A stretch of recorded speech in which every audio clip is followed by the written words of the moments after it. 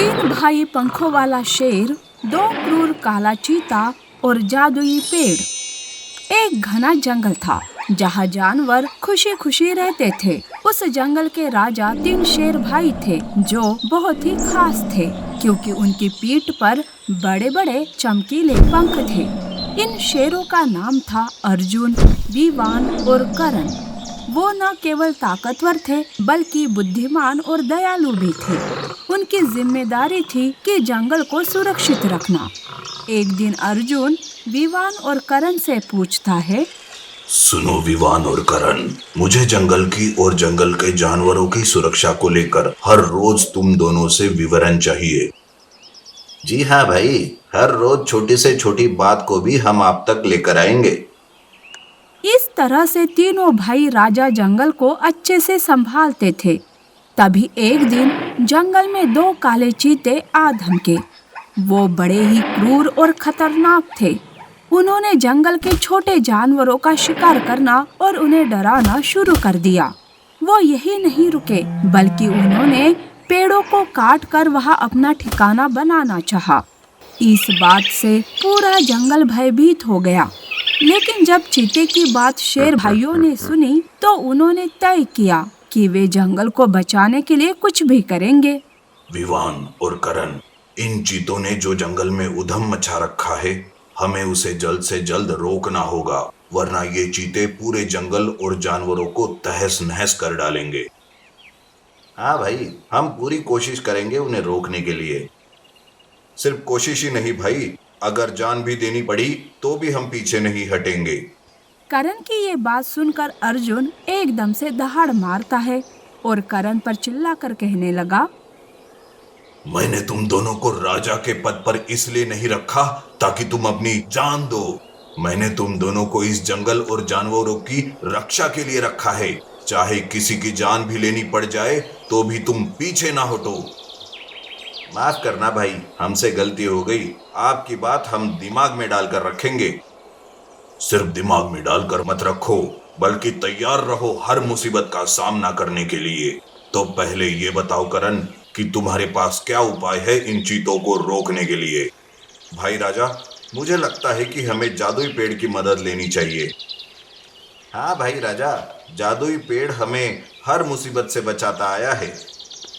ठीक कहा, मुझे भी यही लगता है। तो चलो, देर किस बात की है, चलते हैं जादुई पेड़ से मदद मांगने। तीनों भाई राजा जंगल के सबसे प्राचीन और जादुई पेड़ के पास गए। इस पेड़ को जीवन वृक्ष कहा जाता था और ये हर समस्या का समाधान जानता था। तब अर्जुन जादुई पेड़ से कहता है, हे जीवन वृक्ष, इस बार जंगल पर एक और मुसीबत आन पड़ी है। हमें आपकी मदद की जरूरत है इस जंगल और जानवरों को बचाने के लिए। तीनों शेर भाइयों को अपने पास देखकर जादुई पेड़ ने कहा, काले चीते को हराने के लिए तुम्हें अपनी बुद्धि और साहस का प्रयोग करना होगा। मेरे पास एक जादुई फल है जो केवल सच और अच्छाई के लिए काम करता है। इसे इस्तेमाल करने के लिए तुम्हें चीते को जाल में फंसाना होगा। आप जैसा कहेंगे हम वैसा ही करेंगे जीवन वृक्ष। तीनों भाई जादुई पेड़ ने दिया हुआ फल लेकर वापिस आ गए। शेर भाइयों ने मिलकर एक योजना बनाई। उन्होंने छोटे जानवरों की मदद से जंगल के बीच में एक नकली दावत का आयोजन किया और जगह जगह अपने पंखों से चमकदार रोशनी बिखेरी ताकि चीते उस जगह पर आकर्षित हो। तेज रोशनी देख चीता कहने लगा, अरे ये कैसी रोशनी है?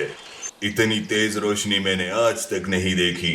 कहीं कोई अनमोल नगीना तो नहीं है जंगल में? भाई, मुझे लगता है कि कोई अनोखी ताकत जंगल में छुपी हुई है, जिसे पाते ही वो जानवर ताकतवर बन जाएगा। तो चलो, देर किस बात की है, चल कर देखते हैं। दोनों चीते रोशनी का पीछा करने लगे।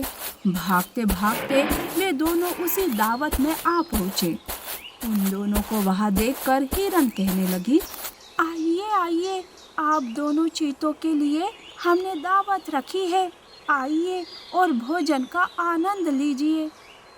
लेकिन भोजन करने से पहले चीते ने हिरन से पूछा, वो सब तो ठीक है हिरन, पहले ये बताओ कि ये रोशनी कैसी है जो आंखों को लुभाकर अपनी ओर हमें आकर्षित कर रही है। ये रोशनी इस जंगल में आए हुए नए मेहमानों के लिए निकल आती है। ये भोजन खाते ही रोशनी आपको खुद मिलने चली आएगी। ये सुनते ही दोनों चीते खुश हो गए और भोजन करने लगे। तभी अर्जुन और करण ने आसमान में उड़ान भरकर अपनी चमकदार पंखों से दोनों चीते को भ्रमित कर दिया। उसी वक्त चीते ने जादुई पेड़ ने दी हुई उस जादुई फल को खा लिया, जिस वजह से वे हर जानवर में हिरन को ही देखने लगे। इस बात का फायदा लेकर विवान ने जमीन पर तेजी से दौड़ते हुए चीते को उस जादुई पेड़ की तरफ खींचा।